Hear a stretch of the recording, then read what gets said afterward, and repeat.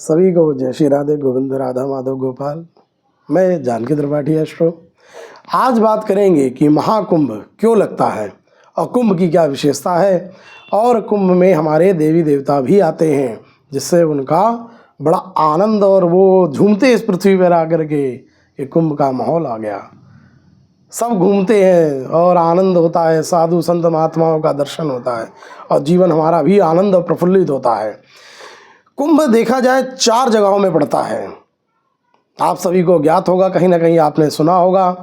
प्रयागराज जिसे इलाहाबाद कहते हैं, नासिक और हरिद्वार और हमारा उज्जैन में।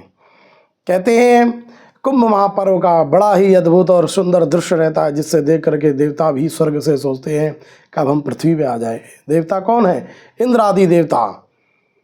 वैसे तो देखा जाए इंद्र हमेशा मदिरा में और लग्जरियस में खोया रहता है, लेकिन इंद्र बड़ा चालाक है। और चालाक इसलिए कहा जाता है क्योंकि जब कलयुग में भागवत कथा और जब अमृत कलश उसके पास था तो वह सुखदेव जी के पास गया कि आप राजा परीक्षित को अमृत पिला दीजिए और भागवत कथा रूपी अमृत हमें पिला दीजिए तो हम अमर हो जाएंगे और हमें बार बार देवताओं का अवतार नहीं लेना पड़ेगा, और जो परीक्षित के मन में डर है वो ये अमृत पीने से वो दूर हो जाएगा। परीक्षित और महाराज जो है बड़ा विचार में पड़ गए, लेकिन सुखदेव जी ने तुरंत डांटा देवताओं को कि तुम छलिया हो और व्यापार करने आए हो, भागो यहाँ से। देख लीजिए भागवत कथा का कितना प्रताप और पुण्य प्रताप है। तो कहने का अभिप्राय है, जब समुद्र मंथन हुआ देवता और दानों के बीच में तो 14 रत्न निकले, उसमें से जो बूंदे ये अमृत की गिरी वहीं पर ही महाकुंभ लगता है। देवता दानों में जब युद्ध चल रहा था तो वहाँ विष्णु भगवान को प्रकट होना पड़ा और सभी का जो है उद्धार किया और सबको विश्वास दिलाया कि सबको सब कुछ प्राप्त होगा, अमृत मिलेगा, चिंता मत कीजिए। भगवान गरुण को प्रकट हुए और गरुण जी को अमृत की कलश की सुरक्षा सौंपी गई कि गरुण जी इसको आप पकड़िए। और थोड़ा जब देवता तो माया सीधे साधे होते बेचारे, लेकिन जो राक्षस बड़े माया भी होते हैं वो भागे गरुड़ जी के पीछे। तो इस प्रकार से बड़ा ही एक अद्भुत एक उस समय देखा जाए तो दृश्य होता है। तो इस प्रकार से महाकुंभ का बड़ा ही अद्भुत ये संगम बनता है।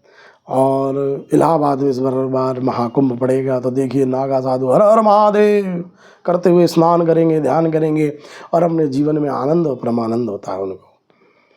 नागाओं साधुओं के यहाँ कभी आप जाइएगा जब इलाहाबाद कुंभ में, इतना भड़बड़ा के निकलेंगे कि आप देखिएगा, है चलत विमान कोलाहल होई, जय रघुपति कहे सब कोई।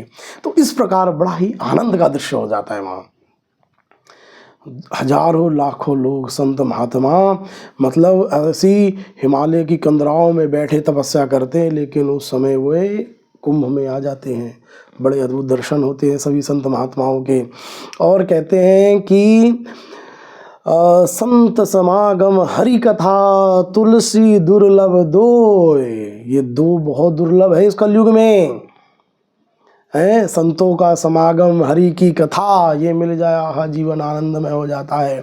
और आदमी इस कलयुग का धन धन धन धन करता रहता, जब तक उसका निधन नहीं हो जाता तब तक वो धन ही धन करता रहता है। इसलिए जीवन काल में आप कुंभ में दर्शन कीजिए, सभी संत महात्माओं का आशीर्वाद लीजिए, वर्चस्व बनाइए कि हमारे जीवन काल में आप एकदम ऊर्जावान हो जाएं और अपने को तपस्वी और यशस्वी माने कि हम एक हिंदू हैं और हिंदू होने में गर्व करें। जैसे हमारे बागेश्वर बाबा ने कहा कि बिल्कुल सही कहा उन्होंने, क्या गलत कहा, कि जहाँ आप हमारे हिंदू भाई बहन, हमारा हिंदू संत समाज है, तो वहाँ और समुदाय का आने का क्या अभिप्राय है?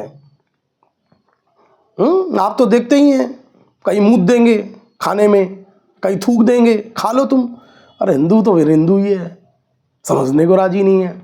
इसलिए जीवन काल अपने धर्म को जानिए, अपने धर्म को समझिए कि हमारे धर्म कितना यशस्वी है। अमेरिका विदेश और रूस आदि सोचते हैं कि हम भारत की धरती में पैदा क्यों नहीं हुए, दुर्भाग्य मानते अपना को, और हम लोग भारत में रह करके भारत का दाना पानी खा के भारत को उल्टा सीधा बोलते हैं। ऐसा नहीं करना चाहिए। और आप देखिए अमेरिका विदेश के लोग आएंगे महाकुंभ में और बड़ा ही उनको सुंदर और बड़ी शांति महसूस होगी, क्योंकि अमेरिका इत्यादि में शांति नहीं है। वहाँ तो लोग एकदम एंजाइटी, टेंशन, डिप्रेशन मरे जा रहे हैं और मर जाएंगे 24 घंटा, पैसा पैसा करते रहते हैं और मरेंगे देख लेना। लेकिन वो भारत में आते भारत की भूमि को देख करके बड़ा प्रफुल्लित होते हैं और अपने आप को बड़ा एक ऊर्जावान समझते हैं। और हम हिंदू ही अपने ही धर्म की आस्था को ठेस पहुंचाते हैं। डूब मर जाना चाहिए इनको, हैं? ये कुछ 2 कौड़ी के लोग हैं, क्योंकि ज्ञान ही नहीं है इनको। अरे भैया, जीवन काल में यहाँ से आप सीख लो हरे राम हरे कृष्णा कहने वाले, और जीवन में कितना आनंद लेते हैं ये अंग्रेज, जिन्होंने हमारे यहाँ इतना सब कुछ किया, लूटा पाट की, और लेकिन आज वो उछलते हैं कूदते हैं, अपने आप को बड़ा भगवान के अमृतमय नाम से अमर हो जाने की सोचते हैं। तो भगवान के नाम में तो बिल्कुल अलग ही मस्ती है, मज़ा है। जीवन में आप भी मज़ा लीजिए और कुंभ में अवश्य स्नान कीजिएगा। देखिएगा कुंभ का आपको सभी प्रकार की मानसिक टेंशन दवाएं, जो 10-10 गोलियां नींद के आदमी खा के सोता है, नींद नहीं आती उसको, लेकिन कुंभ के उस अद्भुत वातावरण को देखेगा, आनंद आ जाता, परमानंद आ जाता है। जो घर में भोजन बनाते उसमें आपको स्वाद नहीं मिलता, इतना कुछ आप पदार्थ डाल देते, लेकिन वहाँ केवल हल्दी, नमक, बस राम रस जिसे कहते हैं, संतों के साथ बैठ के प्रसादी लीजिए, बड़ा ही मन प्रफुल्लित होता है, आनंद में हो जाता है। तो जीवन काल में महाकुंभ का तो बड़ा ही अद्भुत है। और छोटे में आपने सुना होगा, भैया कुंभ में मत जाइए, बच्चों को लेकर घूम जाते, भीड़ बहुत होती है ना, बड़े हमने भी सुनी है कहानियाँ, लेकिन मैंने तो कुंभ के दर्शन किए, बड़ा ही अपने अंदर का एक मन प्रफुल्लित है कुंभ का लेकर के, तो बड़ा आनंद है मतलब। तो आप ज़रूर कुंभ में जाइए, और कुंभ से ही हमारे जीवन काल में कई चीज़ों को सीख मिलती है, कई संतों के दर्शन होते हैं।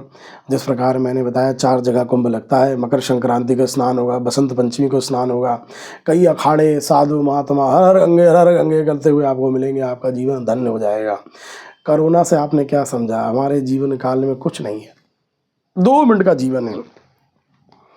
वही कोरोना काल में बाप वहीं पड़ा है, बेटा जा नहीं रहा जलाने को, बेटा वहीं पड़ा है, बाप नहीं जा रहा, सोच रहा भैया कोरोना हो जाएगा, हम भी मर जाएंगे। इसलिए जीवन काल में अपने आप को एकदम मस्त रखिए, कुछ नहीं है संसार में, खाई पिए और भगवान का नाम लीजिए और कुंभ स्नान कीजिए।